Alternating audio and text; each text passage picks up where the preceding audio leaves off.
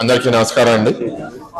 ఇవాళే మొదటిసారి నేను ఒక పార్లమెంట్ మెంబర్ గా మా రాష్ట్ర అధ్యక్షులు పల్లా శ్రీనివాస్ గారితో, వేపాటి చిరంజీవి గారితో, గండిబాబుజీ గారితో స్టీల్ ప్లాంట్ రివ్యూ చేయడం జరిగింది. సిఎండి, ఇతర డైరెక్టర్లు, హెచ్ఓడీస్ అందరు కూడా గత 2 గంటలుగా ఈ ప్రెజెంటేషన్ ఇచ్చారు.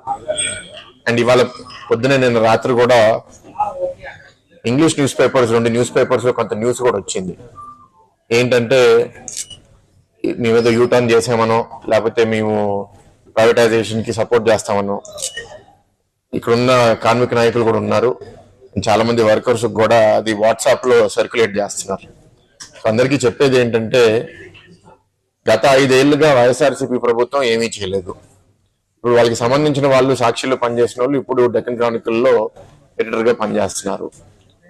వాళ్ళు ఇప్పుడు ఎవరి ద్వారానో ఆర్టికల్ రాయిపించి, నాకు అర్థం అవుతుంది ఏంటంటే అది కూడా ప్రత్యేకంగా స్టీల్ మినిస్టర్ వచ్చి ఒక రోజు ముందు అది రిలీజ్ చేసి అందరికీ భయభ్రాంతులు పెడుతున్నారంటే వాళ్ళ ఉద్దేశం ఏంటి?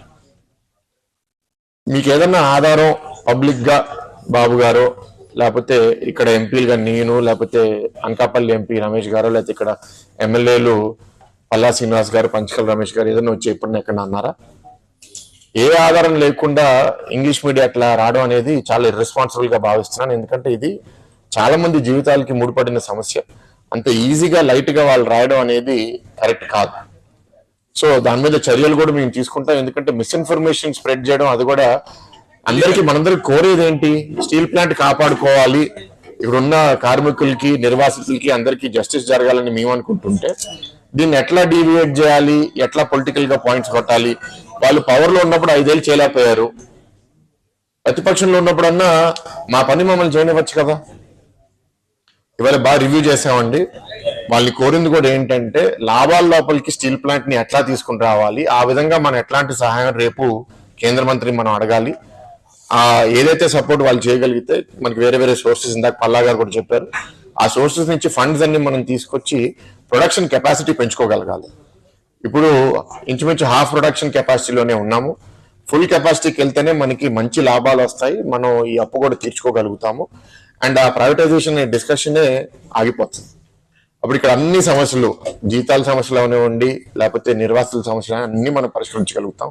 కానీ దీనికి చాలా కమిట్మెంట్ కేంద్ర ప్రభుత్వం నుంచి కావాలి. కాబట్టి రేపు మీటింగ్ లో చాలా స్పష్టంగా కేంద్ర మంత్రికి కూడా ప్రజెంట్ చేయాలని వాళ్ళ టీంతో కూడా మాట్లాడడం జరిగింది. మనం రేపు ఈ సహాయం కేంద్ర ప్రభుత్వం ఇచ్చిన తర్వాత ఎట్లాంటి లాభాలు రాబోతున్నాయి, అప్పట్లా ఇవ్వబోతున్నాం అనే నమ్మకం మనం సృష్టించగలిగితే ఇంకా మనకి తొందరగా సహాయం వస్తుందని నేనైతే నమ్ముతున్నాను. టీం కూడా మీ అందరికీ చెప్తున్నాను, చాలా మంది అపోహలు కూడా సృష్టిస్తున్నారు, ఇక్కడ పనిచేయరని, లేకపోతే ఇక్కడ టెక్నికల్ నాలెడ్జ్ లేదని. అది మాత్రం మీటింగ్ లో నాకు అర్థమైంది ఏంటంటే, అక్కడ ఉన్న కొందరు హెచ్ఓడీస్ కూడా చాలా కమిటెడ్ గా ఉన్నారు. అండ్ ఈ ప్లాంట్ లో వర్కర్స్ కూడా చాలా బాగా పనిచేస్తున్నారని ఒక బయట నుంచి వచ్చిన ఆఫీసర్ కూడా చెప్పారంటే నాకు చాలా సంతోషంగా ఉంది. మనం దీన్ని ఇంకా